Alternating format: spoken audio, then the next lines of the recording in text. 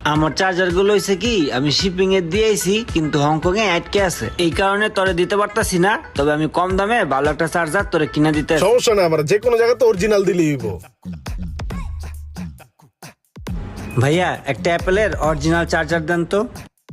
এই নেন ভাই অরিজিনাল চার্জার এটা। ভাই দাম কত এটার? এটার দাম ভাই 4000 টাকা। খাইছে রে 4000? কিরে হায় হায়, চার্জারের দাম 4000 টাকা। বন্ধু তো বাস দিয়ে দিব। এই তো ঠিক আছে ভাই, একটু কম দাম হওয়ার কথা না? আর বেটা দাম অনেক বেশি চালাইছে। এই চার্জারের দাম এত না। ভাই ব্রাদারের একটা দোকান আছে, তোর ওই দোকানে লয়ে যাই।